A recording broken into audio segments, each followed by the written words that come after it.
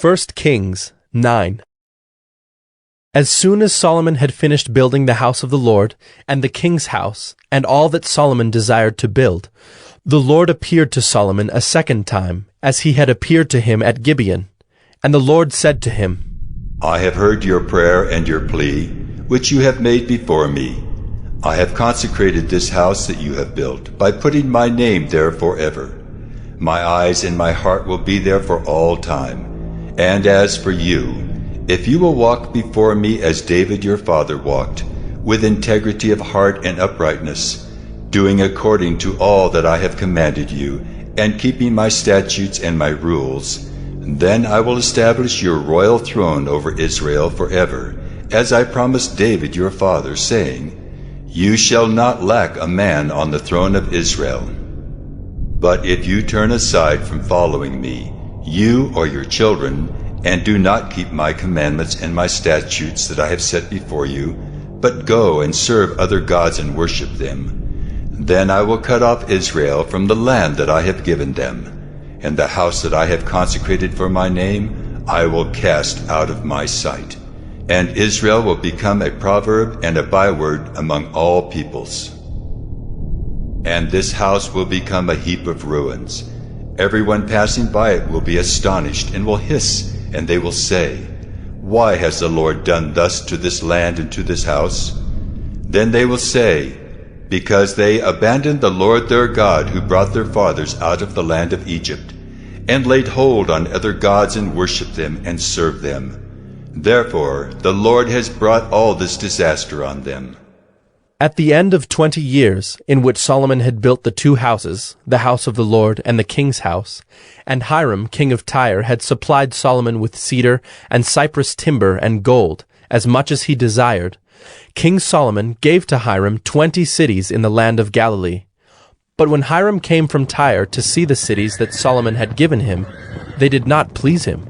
Therefore he said, What kind of cities are these that you have given me, my brother? So they are called the land of Cabul to this day.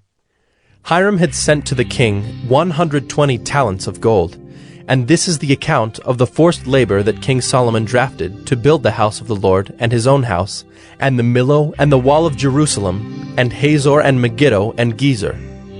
Pharaoh, king of Egypt, had gone up and captured Gezer and burned it with fire, and had killed the Canaanites who lived in the city, and had given it as dowry to his daughter, Solomon's wife.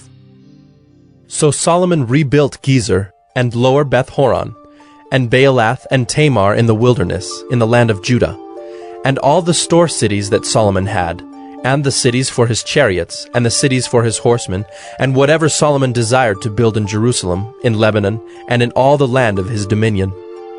All the people who were left of the Amorites, the Hittites, the Perizzites, the Hivites, and the Jebusites, who were not of the people of Israel, their descendants who were left after them in the land, whom the people of Israel were unable to devote to destruction, these Solomon drafted to be slaves, and so they are to this day. But of the people of Israel Solomon made no slaves. They were the soldiers, they were his officials, his commanders, his captains, his chariot commanders, and his horsemen. These were the chief officers who were over Solomon's work, 550 who had charge of the people who carried on the work. But Pharaoh's daughter went up from the city of David to her own house that Solomon had built for her. Then he built the Millo. 3 times a year Solomon used to offer up burnt offerings and peace offerings on the altar that he built to the Lord, making offerings with it before the Lord. So he finished the house. King Solomon built a fleet of ships at Ezion-Geber, which is near Eloth on the shore of the Red Sea, in the land of Edom. And Hiram sent with the fleet his servants, seamen who were familiar with the sea, together with the servants of Solomon. And they went to Ophir and brought from there gold, 420 talents, and they brought it to King Solomon. 1 Kings 10. Now when the queen of Sheba heard of the fame of Solomon concerning the name of the Lord, she came to test him with hard questions. She came to Jerusalem with a very great retinue, with camels bearing spices, and very much gold and precious stones. And when she came to Solomon, she told him all that was on her mind. And Solomon answered all her questions, There was nothing hidden from the king that he could not explain to her. And when the Queen of Sheba had seen all the wisdom of Solomon, the house that he had built, the food of his table, the seating of his officials, and the attendance of his servants, their clothing, his cupbearers, and his burnt offerings that he offered at the house of the Lord, there was no more breath in her. And she said to the king, The report was true that I heard in my own land of your words and of your wisdom, but I did not believe the reports until I came and my own eyes had seen it. And behold, the half was not told me.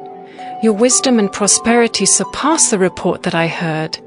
Happy are your men, happy are your servants who continually stand before you and hear your wisdom.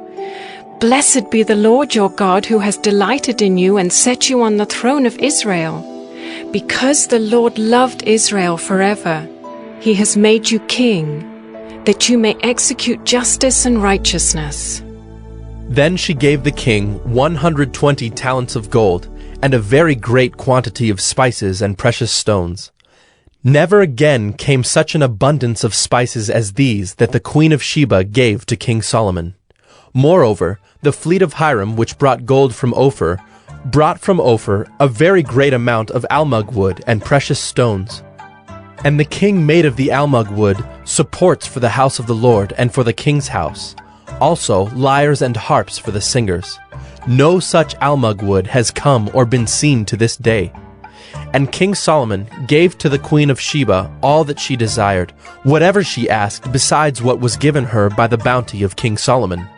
So she turned and went back to her own land with her servants.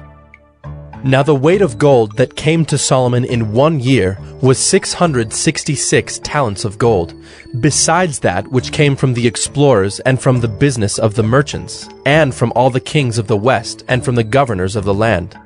King Solomon made 200 large shields of beaten gold. 600 shekels of gold went into each shield. And he made 300 shields of beaten gold. 3 minas of gold went into each shield. And the king put them in the house of the forest of Lebanon. The king also made a great ivory throne, and overlaid it with the finest gold. The throne had 6 steps, and at the back of the throne was a calf's head. And on each side of the seat were armrests, and 2 lions standing beside the armrests. While 12 lions stood there, one on each end of a step on the 6 steps. The like of it was never made in any kingdom. All King Solomon's drinking vessels were of gold, and all the vessels of the house of the forest of Lebanon were of pure gold. None were of silver. Silver was not considered as anything in the days of Solomon. For the king had a fleet of ships of Tarshish at sea with the fleet of Hiram. Once every 3 years, the fleet of ships of Tarshish used to come, bringing gold, silver, ivory, apes, and peacocks.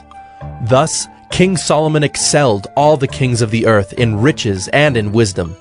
And the whole earth sought the presence of Solomon to hear his wisdom, which God had put into his mind. Every one of them brought his present, articles of silver and gold, garments, myrrh, spices, horses and mules, so much year by year. And Solomon gathered together chariots and horsemen. He had 1,400 chariots and 12,000 horsemen, whom he stationed in the chariot cities, and with the king in Jerusalem. And the king made silver as common in Jerusalem as stone, and he made cedar as plentiful as the sycamore of the Shephelah. And Solomon's import of horses was from Egypt and Cush, and the king's traders received them from Cush at a price. A chariot could be imported from Egypt for 600 shekels of silver, and a horse for 150. And so through the king's traders they were exported to all the kings of the Hittites and the kings of Syria,